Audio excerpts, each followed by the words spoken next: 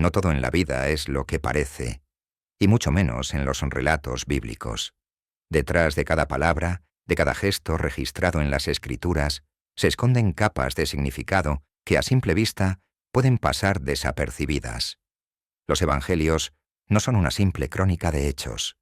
Son un retrato vivo de un Dios que se hizo hombre y que a través de cada acción estaba transmitiendo un mensaje eterno. Cada vez que abrimos las páginas de los Evangelios, nos encontramos con escenas que parecen, en apariencia, sencillas y directas. Un paralítico que vuelve a caminar, un ciego que de pronto recupera la vista, una multitud que come hasta quedar saciada con solo unos pocos panes y peces. Sin embargo, lo que muchas veces no vemos es que cada uno de esos momentos era mucho más que un acto de compasión o una demostración de poder. Eran señales, cuidadosamente orquestadas, que hablaban de una verdad mucho más grande que el milagro en sí. Piénsalo por un momento. ¿Y si detrás de cada milagro de Jesús hubiera una historia que no siempre se predica? ¿Y si los detalles que solemos pasar por alto, el lugar, la hora, las personas presentes, el diálogo previo, fueran claves para comprender lo que Jesús realmente quería comunicar? Porque el Maestro no hacía nada sin un propósito, y en cada encuentro dejó pistas que, si las seguimos con atención, nos conducen a un entendimiento más profundo de quién es Él y cuál es su misión. En este viaje, no nos limitaremos a enumerar milagros conocidos como simples hazañas extraordinarias. Vamos a sumergirnos en su contexto histórico, entendiendo las costumbres y creencias de la época, las tensiones sociales y religiosas que rodeaban cada evento, y cómo esas circunstancias influyen en el significado del milagro. Descubriremos que cada palabra pronunciada, cada silencio guardado y cada mirada intercambiada tenía un peso específico y estaba cargada de intención divina. Exploraremos desde los milagros más comentados hasta aquellos que rara vez se mencionan en las predicaciones o estudios, y veremos que, en todos ellos, Jesús no solo restauró cuerpos enfermos o proveyó alimento físico, sino que proclamó libertad, justicia y esperanza para todos los que le escuchaban.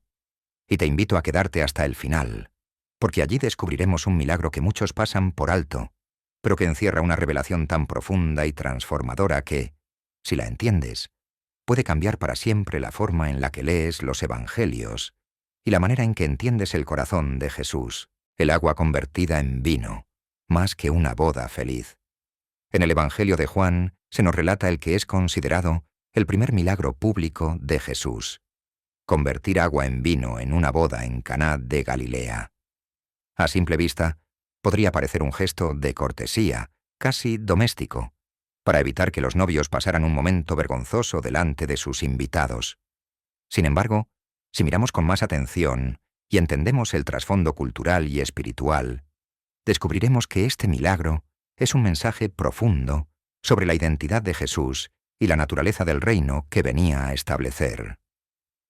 En la cultura judía del siglo I, una boda no era una reunión breve de unas pocas horas, como hoy la conocemos. Era un evento que podía prolongarse durante 6 o incluso 7 días. Cada jornada estaba cargada de simbolismo, música, baile, comidas abundantes y, por supuesto, vino. Y aquí es donde el detalle adquiere peso. El vino no era solo una bebida para acompañar la fiesta. Era el símbolo de la alegría, la abundancia, la bendición divina y la aprobación de Dios sobre la unión. En la mentalidad de la época, que el vino se terminara antes de tiempo, no solo arruinaba la celebración, era interpretado como una vergüenza pública, una señal de mala planificación, descuido o incluso pobreza extrema. Por eso, cuando María, la madre de Jesús, se acerca y le dice: «No tienen vino», Juan 2:3, no está haciendo un comentario casual. Está señalando un problema que, en esa cultura, podía marcar para siempre la reputación de la familia anfitriona. La falta de vino, en medio de una boda, no era un inconveniente menor. Era una crisis social en miniatura. La respuesta inicial de Jesús puede desconcertarnos. «Aún no ha llegado mi hora». Juan 2:4. En el lenguaje de Jesús, su hora hacía referencia al momento específico en que se revelaría plenamente su identidad como Mesías, especialmente a través de su muerte y resurrección. Sin embargo, y pese a esta declaración, decide actuar. Este gesto no es una contradicción, sino una pista. Aunque su hora de glorificación final aún no había llegado, cada uno de sus milagros sería un adelanto, una señal que revelaría quién era Él y cuál era su misión. El relato nos dice que Jesús pidió a los sirvientes llenar con agua 6 tinajas de piedra, usadas para la purificación ritual de los judíos. Estas tinajas podían contener entre 80 y 120 litros cada una, y su uso habitual no era para beber, sino para lavarse las manos y purificarse, según la ley mosaica. Aquí es donde el simbolismo se vuelve poderoso. El agua de la purificación ritual, símbolo de la antigua ley, es transformada por Jesús en vino de la mejor calidad, un vino nuevo que anuncia un nuevo tiempo, una nueva forma de relación con Dios. Cuando el maestresala prueba el vino y exclama que es mejor que el servido al inicio, no sabe que está presenciando una declaración profética.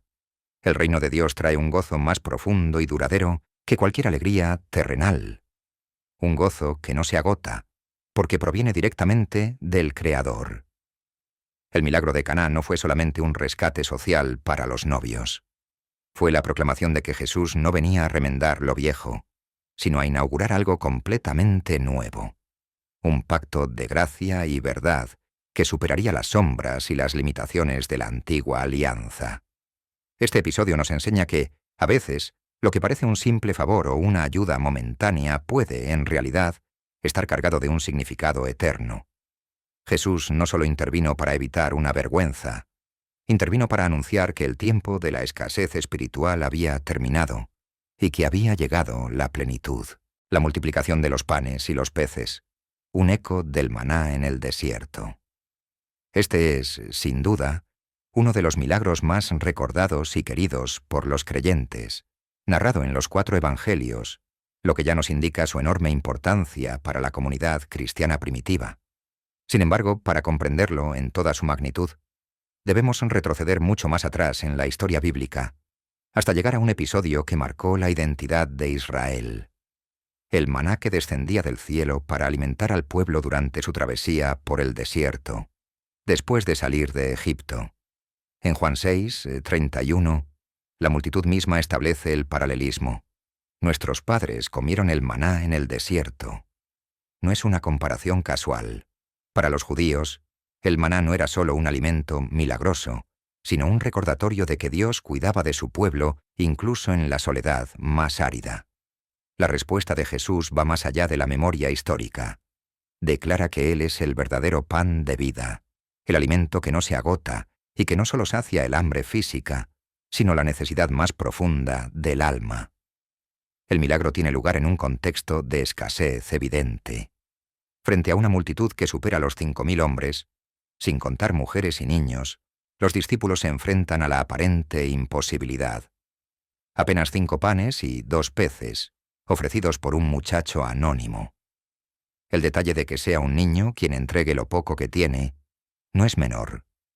En una sociedad donde la comida era fruto de esfuerzo diario y no se desperdiciaba nada, ese acto de generosidad infantil es una chispa que enciende el milagro.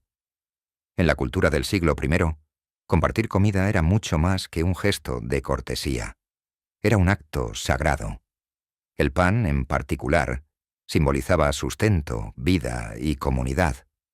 Partir el pan y repartirlo era compartir no solo alimento, sino un vínculo de unidad.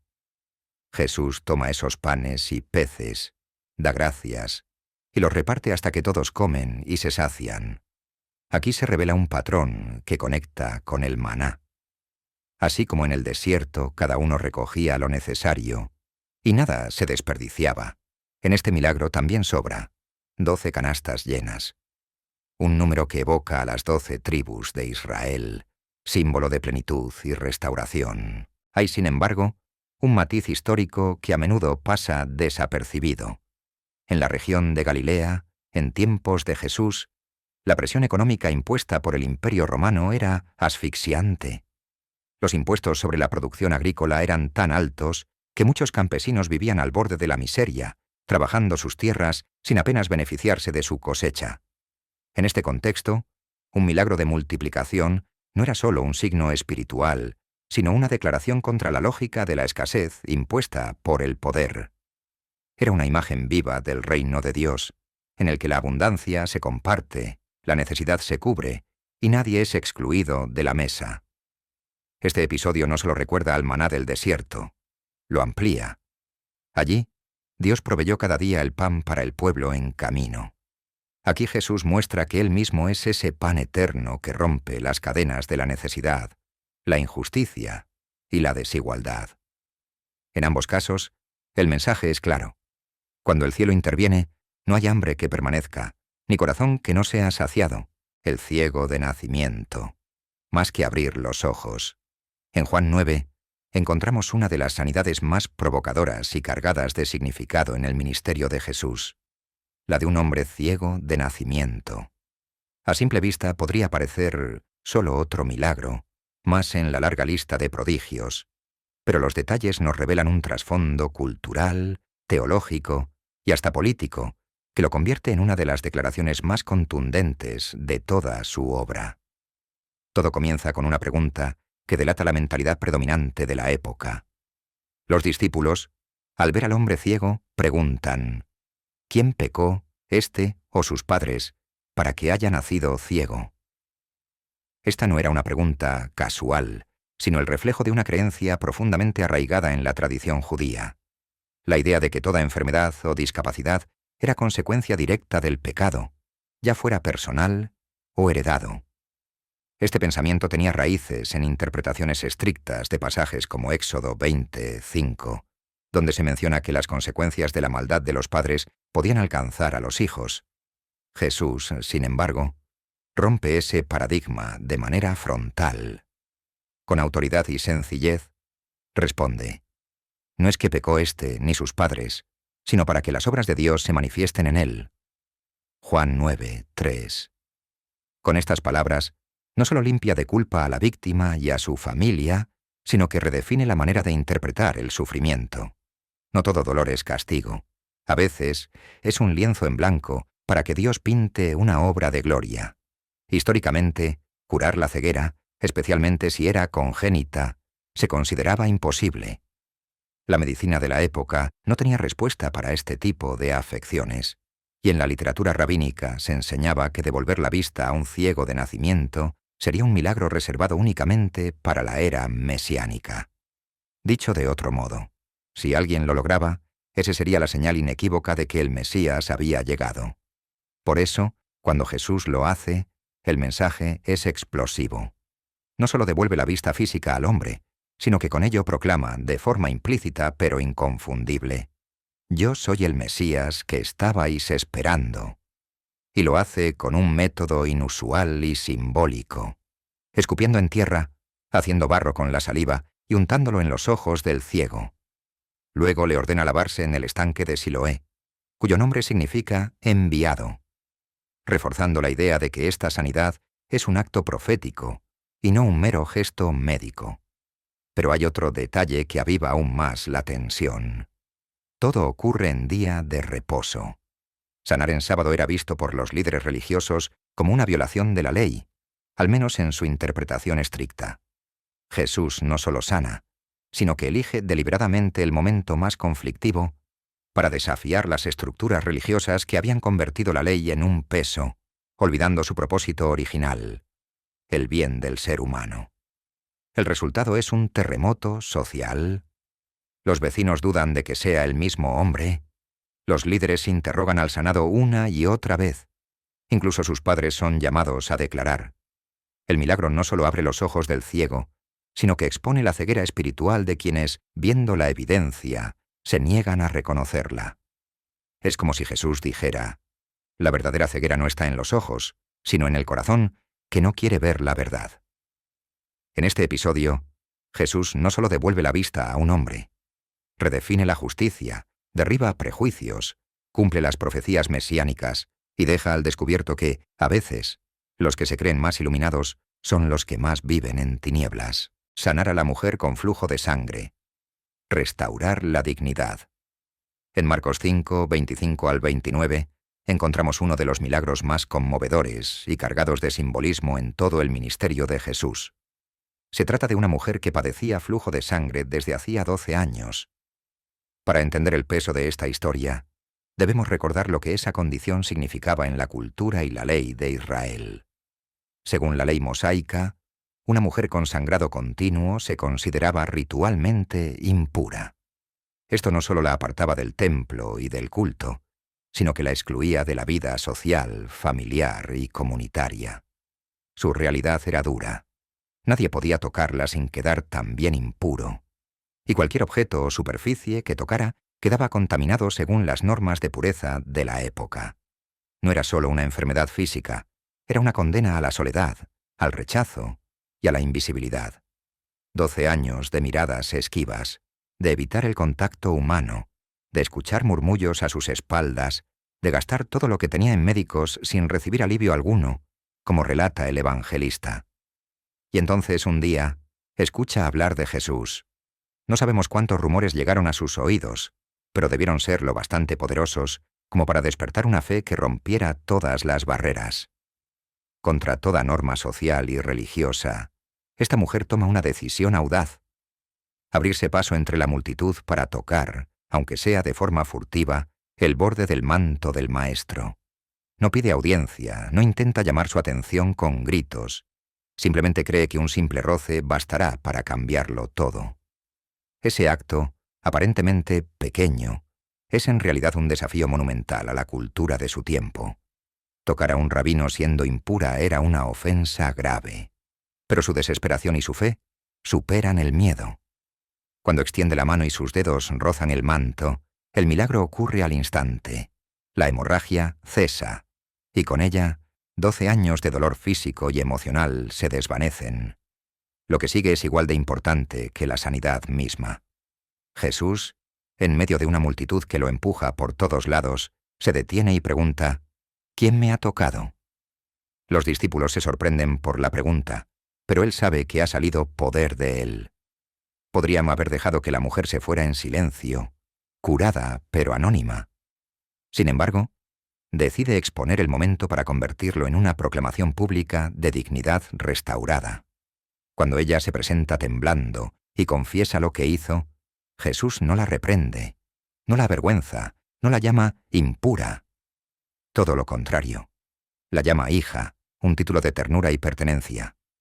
Con esa palabra, le devuelve la identidad que la enfermedad y las leyes de pureza le habían robado. Y luego declara delante de todos: tu fe te ha salvado. Ve en paz y queda sana de tu azote. En ese instante, no solo queda libre de su dolencia física, recupera su lugar en la comunidad, su derecho a abrazar, a ser abrazada, a entrar en el templo, a participar plenamente en la vida. Jesús no solo la sanó, la devolvió a la vida.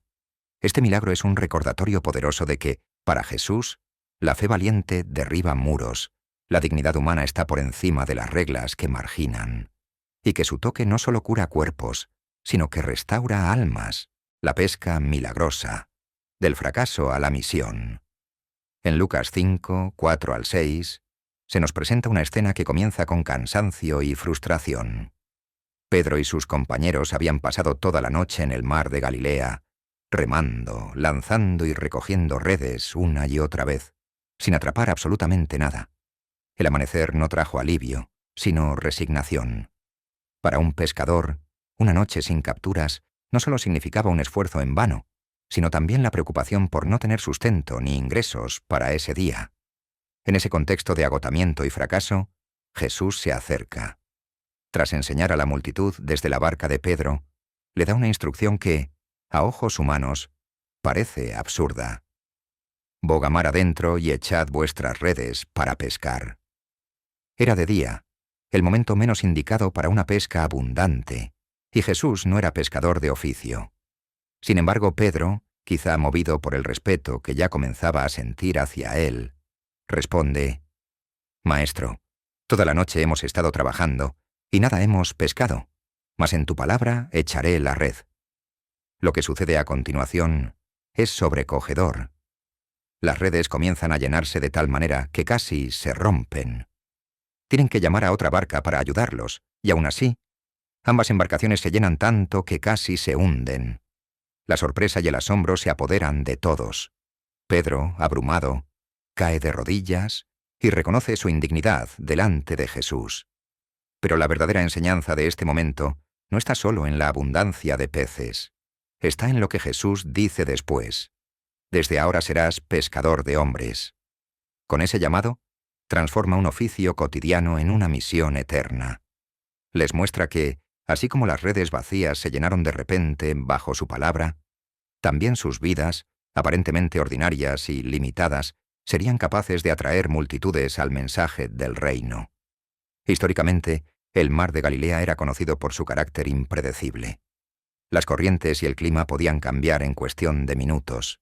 La pesca era un trabajo duro, sin garantías, que exigía perseverancia, conocimiento y, muchas veces, aceptar días de vacío. Jesús toma esa realidad para enseñar que, bajo su dirección, incluso los esfuerzos que parecen inútiles pueden transformarse en resultados sobreabundantes. El milagro de la pesca no fue un simple acto de generosidad divina para aliviar la frustración de unos pescadores cansados. Fue una señal profética. Bajo la guía de Jesús, sus vidas dejarían de medir el éxito por lo que lograban con sus propias fuerzas, y comenzarían a ver frutos que solo podían explicarse por el poder y la dirección del Maestro. Ese día, en la orilla del mar de Galilea, no solo se llenaron las redes, se llenaron los corazones de propósito, y se marcó el inicio de una misión que cambiaría el mundo, el siervo del centurión, la fe que sorprendió a Jesús. En Mateo 8, 5 al 13, encontramos un encuentro que rompe todos los moldes de la época. Jesús entra en Capernaum, una ciudad importante en la región de Galilea, donde el poder romano estaba firmemente establecido. Entre la multitud que se acercaban a escucharlo, aparece un hombre que, para muchos judíos, representaba todo lo opuesto a su esperanza de libertad. Un centurión romano, oficial del ejército imperial, comandante de aproximadamente 100 soldados, símbolo de la autoridad de César en tierras oprimidas. Sin embargo, este centurión no se acerca con arrogancia ni con órdenes, sino con una súplica. Le dice a Jesús: «Señor, mi criado está postrado en casa, paralítico, gravemente atormentado». La elección de palabras ya es llamativa. Se refiere a su siervo con afecto y preocupación genuina, algo inusual en una época donde los siervos eran vistos muchas veces como simples herramientas de trabajo. Jesús, sin dudar, responde que irá a sanarlo. Pero entonces ocurre algo que desconcierta a todos los presentes. El centurión se apresura a decir que no es digno de que Jesús entre bajo su techo. En vez de exigir una visita, como su rango le permitiría, reconoce una autoridad superior a la suya, y añade una frase que ha quedado grabada en la historia: «Solamente di la palabra, y mi criado sanará». Este es el momento que sorprende a Jesús. El centurión entiende algo que ni siquiera muchos de los que habían crecido escuchando las Escrituras habían captado. La autoridad de Jesús no está limitada por la distancia ni por los rituales. Así como un soldado obedece una orden sin importar dónde se encuentre, la creación entera responde a la voz del Hijo de Dios. Históricamente, la relación entre judíos y romanos era tensa. El pueblo veía en los soldados romanos la encarnación de la opresión política y económica. Que un centurión mostrara no solo respeto, sino una fe profunda en un maestro judío, derribaba muros culturales, religiosos y sociales. Jesús aprovecha este momento para lanzar una declaración profética. Muchos vendrán de Oriente y Occidente y se sentarán con Abraham, Isaac y Jacob en el reino de los cielos, mientras que los hijos del reino serán echados fuera. Era un anuncio claro de que la salvación no estaría limitada a un solo pueblo, sino que alcanzaría a todos los que creyeran con un corazón sincero. Ese día, el milagro no fue solo la sanidad inmediata del siervo, que ocurrió en el mismo instante en que Jesús lo declaró. El verdadero milagro fue la apertura de una puerta que nadie imaginaba posible. La certeza de que el reino de Dios recibiría a cualquiera que se acercara con fe genuina, sin importar su origen, pasado o posición social. La tempestad calmada, paz en medio del caos. En Marcos 4, 35 al 41, se nos presenta una de las escenas más intensas y simbólicas de los Evangelios. Jesús ha estado enseñando a las multitudes todo el día, y al caer la tarde, dice a sus discípulos: «Pasemos al otro lado». No era una simple travesía. Era un cruce desde la zona predominantemente judía hacia la región de la Decápolis, habitada en su mayoría por gentiles. Ese detalle ya encierra un significado. Jesús los está llevando a un territorio que muchos judíos evitaban, como parte de su misión de romper fronteras espirituales. Suben a la barca y comienzan a remar sobre las aguas del mar de Galilea, un lago de unos 20 kilómetros de largo rodeado de colinas. Quienes lo conocían sabían que sus aguas podían pasar de la calma total a una tempestad violenta en cuestión de minutos, debido a los vientos fríos que descendían de las montañas y chocaban con el aire cálido del lago. Aquella noche, la calma se rompe abruptamente. Una gran tempestad azota la barca. Las olas entran, y los experimentados pescadores empiezan a sentir que la situación se les escapa de las manos. El ruido del viento, los golpes de agua, la madera crujiendo, todo indica que el fin está cerca. En medio de este caos, Jesús está dormido en la popa, sobre un cabezal. Los discípulos lo despiertan, quizá con una mezcla de miedo y reproche. «Maestro, ¿no tienes cuidado que perecemos?» Entonces, Jesús se levanta y con una autoridad que atraviesa el estruendo, pronuncia: «¡Calla! ¡Enmudece!».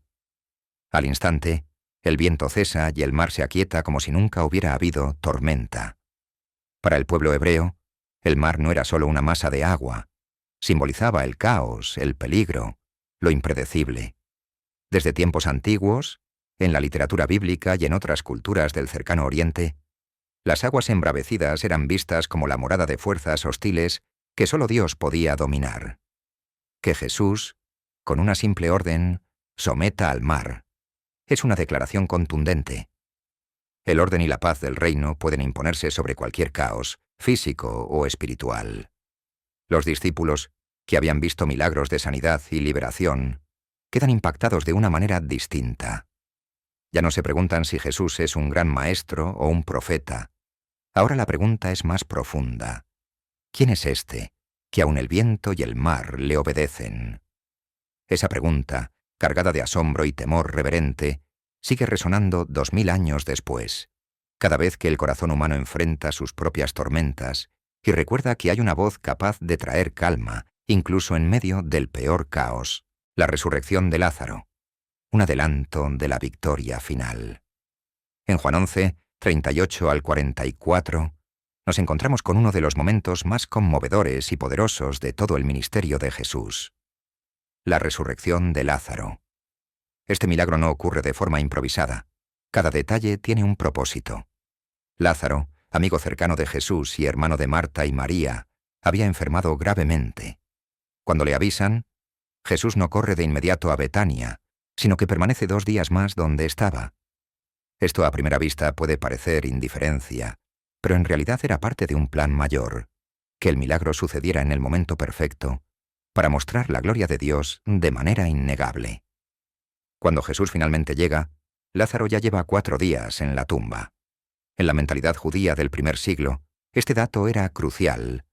Se creía que el espíritu rondaba el cuerpo por 3 días después de la muerte, pero al 4.º día ya no había esperanza alguna de retorno, y la descomposición era irreversible. Es decir, cualquier posibilidad humana había quedado descartada. El ambiente está cargado de dolor. María y Marta lloran, junto con familiares y vecinos que han venido a consolarlas. Es aquí donde Jesús muestra una faceta profundamente humana. El Evangelio dice que Jesús lloró.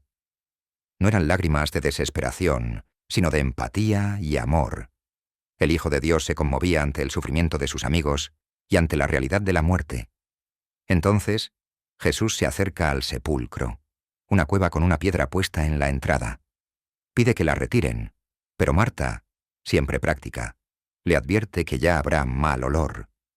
Ese comentario subraya la magnitud del milagro que está por suceder. No se trata de reanimar a alguien que acaba de morir, sino de revertir la corrupción misma. Y entonces, después de orar al Padre, Jesús pronuncia una orden con voz fuerte y clara. «Lázaro, ven fuera». Es imposible no imaginar el silencio absoluto que debió caer sobre todos en ese instante, hasta que, para asombro de todos, el hombre que estaba muerto aparece, todavía envuelto en las vendas funerarias. Este no fue simplemente un acto de compasión hacia una familia querida. Fue una proclamación profética. Jesús estaba mostrando, antes de su propia crucifixión, que Él tiene autoridad sobre la muerte. Era una señal del desenlace que vendría días después, cuando Él mismo saldría de la tumba, no por el llamado de otro, sino por el poder eterno de Dios. La resurrección de Lázaro es un recordatorio eterno de que, incluso cuando todo parece perdido, cuando el final ya ha sido escrito por la lógica humana, Dios puede reescribir la historia. Es una invitación a confiar en que, aunque la tumba esté sellada y el olor de la derrota sea fuerte, la voz de Cristo sigue teniendo la última palabra. El endemoniado gadareno. Libertad en tierra extranjera. En Marcos 5, 1 al 20, encontramos uno de los encuentros más intensos y sorprendentes del ministerio de Jesús. Tras cruzar el mar de Galilea y enfrentarse a una tempestad que Él mismo había calmado, Jesús y sus discípulos llegan a la región de los Gadarenos, un territorio predominantemente gentil, situado en la Decápolis, un conjunto de 10 ciudades de influencia greco-romana. Para un judío piadoso, esta era una tierra extranjera, culturalmente distinta y religiosamente impura según la ley. Nada más pisar la orilla, la escena que reciben es sobrecogedora. Un hombre, poseído por una legión de espíritus malignos, vive entre las tumbas, aislado de la sociedad. Su cuerpo lleva las marcas de años de tormento, cadenas rotas, heridas abiertas y una mirada perdida. La gente del lugar había intentado controlarlo con grilletes, pero su fuerza era sobrehumana. Nadie se atrevía a pasar cerca de donde él estaba. En la cultura judía del primer siglo, vivir entre sepulcros ya significaba estar ritualmente impuro. Pero este hombre estaba doblemente marginado. Rechazado por su condición espiritual y temido por su violencia incontrolable, todo indicaba que su destino era la soledad y la destrucción. Cuando Jesús se acerca, los demonios reconocen inmediatamente su autoridad. El grito del hombre no es realmente suyo, sino la voz de los espíritus que lo dominan. ¿Qué tienes conmigo, Jesús, Hijo del Dios Altísimo? Te conjuro por Dios que no me atormentes. Es significativo que, en un territorio gentil, los poderes de las tinieblas identifiquen claramente quién es Él. Jesús pregunta su nombre, y la respuesta es estremecedora: Legión, porque eran muchos. En el contexto romano, una legión podía estar formada por hasta 6.000 soldados, lo que simboliza una opresión masiva y total. Pero aunque la posesión parecía imposible de vencer, la autoridad de Jesús es absoluta. Los demonios suplican ser enviados a una piara de cerdos que estaba cerca. Para los judíos, los cerdos eran animales impuros, prohibidos por la ley. Pero para los gentiles de la región, eran parte de su economía. Jesús permite que los espíritus entren en los cerdos, y toda la piara, unos 2.000 animales, se precipita al lago y muere ahogada. Este acto es más que un simple detalle. Es un golpe simbólico contra las fuerzas espirituales y una señal de que el poder de Dios no reconoce límites étnicos, culturales o religiosos. El hombre, ahora libre, se sienta vestido y en su juicio cabal a los pies de Jesús. La transformación es tan radical que la multitud, en lugar de alegrarse, se llena de temor y pide a Jesús que se marche. Quizá porque la liberación tuvo un costo económico para ellos, o porque estaban ante un poder que no podían controlar ni comprender. Cuando Jesús se dispone a irse, el hombre liberado le pide seguirlo. Pero, sorprendentemente, Jesús le dice que no. En lugar de unirse a los discípulos, recibe una misión distinta. Ve a tu casa, a los tuyos, y cuéntales cuán grandes cosas el Señor ha hecho contigo, y cómo ha tenido misericordia de ti. Así, aquel hombre se convierte en el primer misionero enviado por Jesús a proclamar las maravillas de Dios en la Decápolis, un territorio no judío.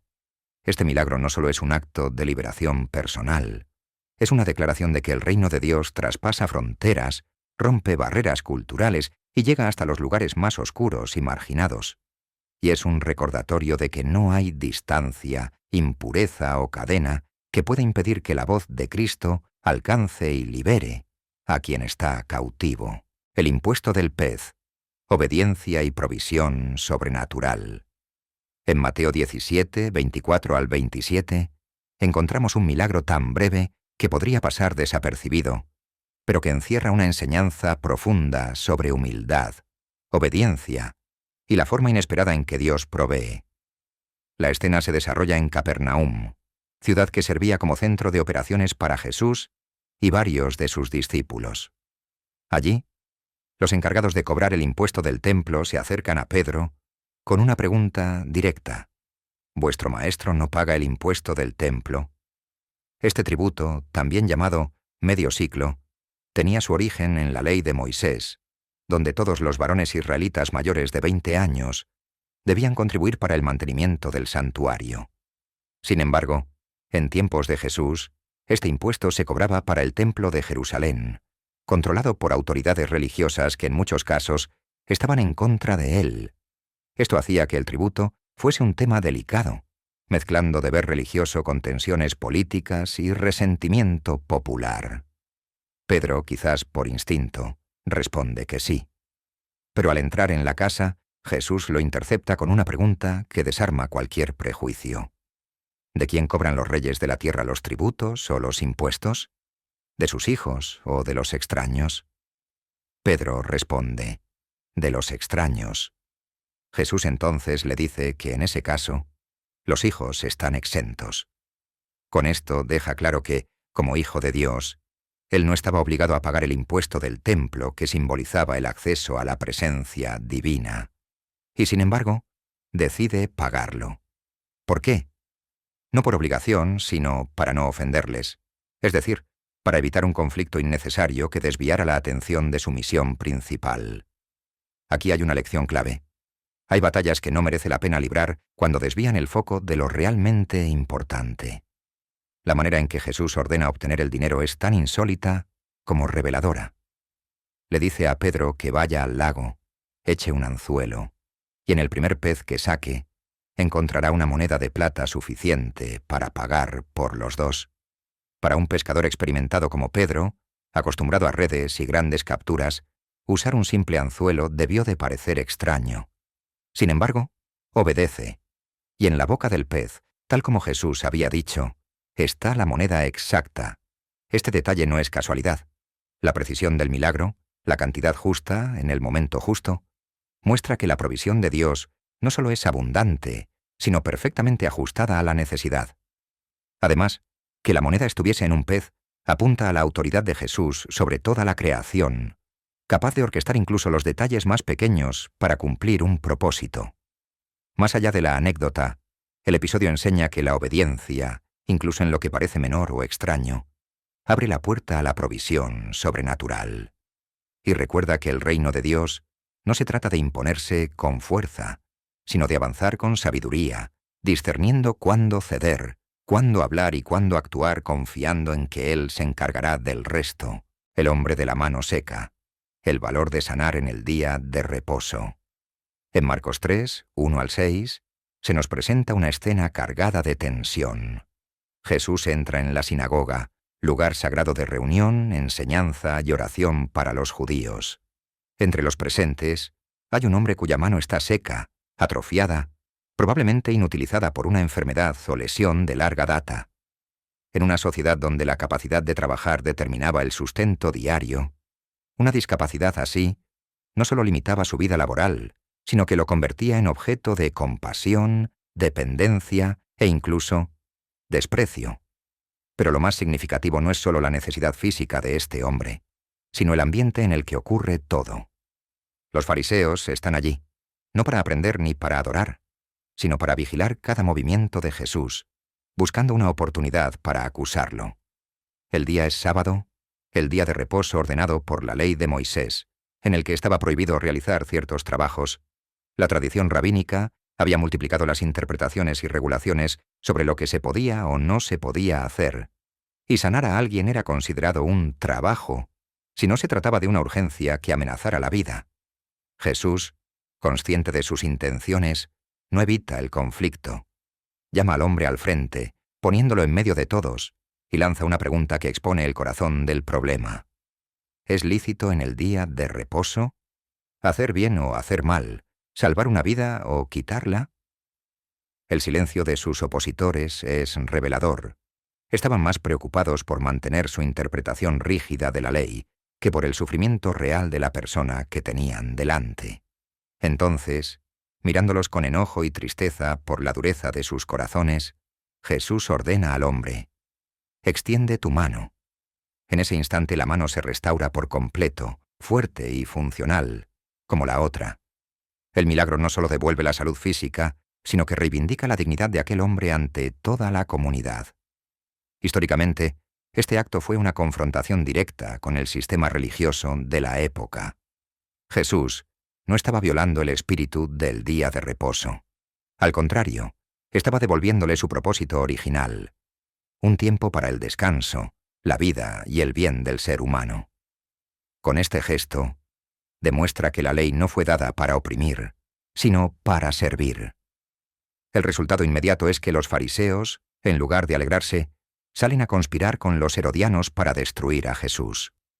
Esto muestra hasta qué punto el orgullo religioso puede cegar ante la obra evidente de Dios. Este milagro nos recuerda que, a veces, hacer lo correcto requerirá desafiar las normas sociales o religiosas que se han endurecido al punto de olvidar la compasión, y que en el reino de Dios, la misericordia siempre tiene prioridad sobre el legalismo. La hija de Jairo y la mujer enferma, dos milagros entrelazados. En Marcos 5, 21 al 43, se desarrolla una de las narraciones más ricas y simbólicas de los evangelios, donde dos historias se cruzan y se iluminan mutuamente. Todo comienza cuando Jairo, un principal de la sinagoga, se acerca a Jesús con una súplica desesperada. Su hija de apenas 12 años está al borde de la muerte. Este hombre, respetado y con autoridad religiosa, no duda en humillarse públicamente, cayendo a los pies de Jesús para implorar su ayuda. Su urgencia es evidente. El tiempo corre, y cada segundo perdido puede significar la muerte de su hija. Jesús acepta ir con él, pero en el camino ocurre algo que a ojos humanos parece una interrupción inoportuna. Entre la multitud que lo rodea y presiona, hay una mujer que desde hace 12 años padece un flujo constante de sangre. 12 años de dolor, aislamiento y exclusión social, ya que, según la ley mosaica, su condición la hacía ritualmente impura. Nadie podía tocarla sin quedar impuro, y ella no podía participar en la vida comunitaria ni en el culto. La medicina de la época no había podido ayudarla, y lo que es peor, había gastado todo lo que tenía en tratamientos inútiles. Movida por una fe audaz, esta mujer rompe todas las barreras culturales y religiosas. No le habla a Jesús, no pide permiso. Se abre paso entre la multitud con un solo pensamiento en mente: si tan solo toco su manto, seré salva. Cuando sus dedos rozan el borde del manto, inmediatamente siente que ha sido sanada. Jesús se detiene. El momento parece inoportuno. Una niña moribunda espera y cada segundo cuenta. Pero él no permite que la mujer se marche con una sanidad física sin antes recibir una restauración completa. La busca, la escucha, y frente a todos la llama hija, devolviéndole dignidad, identidad y lugar en la comunidad. Mientras esto sucede, llegan mensajeros con una noticia devastadora: la hija de Jairo ha muerto. A ojos humanos, la demora ha sido fatal. Sin embargo, Jesús mira a Jairo y le dice: no temas, cree solamente. En ese instante la narrativa cambia de un milagro de sanidad a un milagro de resurrección. En la casa de Jairo, el llanto y la confusión llenan el ambiente. Jesús echa fuera a los que dudan, toma a la niña de la mano y pronuncia las palabras Talita Cumi, que significa: niña, a ti te digo, levántate. La niña se incorpora y comienza a caminar, para asombro de todos. El detalle simbólico es imposible de ignorar. Una niña de 12 años y una mujer enferma por 12 años. El número 12, en la Biblia, Simboliza gobierno, plenitud y el pueblo de Dios. En estas dos historias entrelazadas, Jesús muestra que es Señor absoluto sobre la vida y la muerte, sobre la pureza y la impureza, sobre lo que ocurre en lo íntimo y lo que sucede en lo público. Ninguna barrera, ni física, ni social, ni religiosa, ni siquiera la muerte, puede resistir a su autoridad. Este relato nos enseña que lo que para nosotros parece un retraso o una interrupción, en el plan de Dios puede ser la preparación para un milagro mayor. La higuera seca, una advertencia silenciosa. En Marcos 11, 12 al 14, encontramos uno de los milagros más desconcertantes de Jesús. Al ver una higuera con hojas pero sin fruto, la maldice, y al día siguiente los discípulos descubren que está seca desde la raíz. A primera vista, podría parecer un acto impulsivo o incluso injusto, pero en realidad se trata de una parábola viva, una enseñanza visual y profética cargada de simbolismo. En la cultura judía del siglo I, la higuera era más que un árbol frutal. Representaba abundancia, prosperidad y, sobre todo, al pueblo de Israel. En los profetas del Antiguo Testamento, la higuera se usa como imagen de la nación llamada a dar fruto espiritual para Dios. Cuando Jesús se acerca y ve hojas pero ningún fruto, está denunciando una realidad espiritual, la apariencia externa de vida sin la evidencia interna de transformación. El detalle de que no era tiempo de higos, Marcos 11:13, no exime a la higuera del mensaje simbólico. En Palestina, una higuera que mostraba hojas fuera de temporada indicaba que debía tener brotes tempranos o pequeños frutos conocidos como pahim. Su ausencia revelaba que algo no estaba bien. La higuera prometía más de lo que realmente ofrecía. Históricamente, este acto ocurre en el contexto de la última semana de Jesús antes de la crucifixión, justo entre su entrada triunfal a Jerusalén y la purificación del templo. La conexión no es casual. Así como la higuera aparentaba estar viva pero estaba vacía, el sistema religioso de la época mostraba rituales, sacrificios y esplendor exterior, pero carecía de justicia, misericordia y verdadera fe. Cuando al día siguiente los discípulos ven el árbol seco desde la raíz, entienden que no se trataba solo de un comentario simbólico, sino de una advertencia real. La falta de fruto espiritual no es sostenible y eventualmente conduce a la ruina. Jesús aprovecha el momento para enseñar sobre la fe, la oración y la necesidad de perdonar, vinculando la vitalidad espiritual con una relación auténtica con Dios. Este milagro, que a algunos puede parecer negativo, es en realidad un llamado urgente a la autenticidad. Es una advertencia contra la religión de fachada, contra aparentar devoción sin un corazón rendido. La higuera seca nos recuerda que la verdadera fe siempre produce fruto, y que el follaje sin sustancia, tarde o temprano, se marchita. El milagro menos comentado, la oreja de Malco. En Lucas 22, 51, en una noche cargada de tensión y oscuridad, Jesús es arrestado en el huerto de Getsemaní. Los soldados, guiados por Judas, se acercan con antorchas y armas. En ese momento, Pedro, movido por un impulso de lealtad y furia, saca su espada y ataca a Malco, siervo del sumo sacerdote, cortándole la oreja derecha. El detalle que muchos pasan por alto es la identidad de Malco. Como siervo del sumo sacerdote, representaba a la autoridad religiosa que estaba detrás de la conspiración contra Jesús. Era, en el contexto humano, un enemigo directo. Sin embargo, en medio de la traición, el miedo y la inminencia del dolor, Jesús se inclina, toca la herida y la sana. No se limita a detener la violencia, la revierte. Históricamente, este gesto tiene un peso enorme. En un tiempo donde la violencia era la respuesta común a la agresión, y donde un ataque contra un siervo del sumo sacerdote podía significar la pena de muerte inmediata para Pedro, Jesús cambia el rumbo de la historia con un solo toque. Sanar a Malco no solo fue un acto de compasión, sino también una forma de proteger a sus discípulos de represalias más graves. El milagro, aunque breve en el relato, muestra la coherencia absoluta del carácter de Jesús. Incluso en la hora más oscura, no usó su poder para destruir, sino para restaurar. Este acto encarna su enseñanza de amar a los enemigos y hacer el bien a quienes nos persiguen.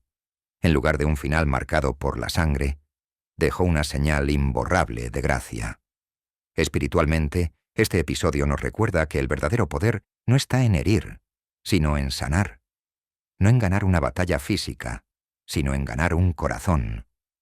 La oreja restaurada de Malco se convierte así en un testimonio silencioso de que, incluso frente a la injusticia más flagrante, el reino de Dios responde con misericordia y no con venganza.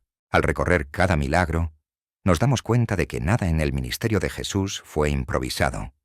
No hubo casualidades ni gestos aislados sin propósito. Cada sanidad, cada provisión, cada liberación estaba cuidadosamente cargada de un significado más profundo, diseñado para hablar no solo a quienes lo presenciaron en aquel momento, sino también a quienes, siglos después, abriríamos las páginas de la Biblia buscando respuestas. Detrás de cada ciego que recobró la vista, de cada mesa llena de pan multiplicado, de cada tormenta que se calmó con una palabra, hay una declaración silenciosa. El reino de Dios está aquí. Y este reino no viene a cubrir las heridas superficialmente, sino a traer una restauración completa que alcanza el cuerpo, sana las emociones y renueva el espíritu. Estos relatos no son simples demostraciones de poder, son señales que apuntan a un amor que no se limita a solucionar problemas inmediatos, sino que busca transformar vidas enteras. Jesús no vino solo a resolver lo visible, sino a exponer y sanar lo invisible: miedos, culpas, creencias erróneas, corazones endurecidos. Hoy, la pregunta que permanece es desafiante y personal. Si Jesús realizara un milagro en tu vida, ¿lo recibirías únicamente como un alivio momentáneo? ¿O estarías dispuesto a mirar más allá, a descubrir la historia que Él quiere contarte a través de ese acto? Porque quizá, detrás de lo que Él haga por ti, se esconda una revelación que cambie para siempre la forma en que ves tu vida, tu fe y tu propósito.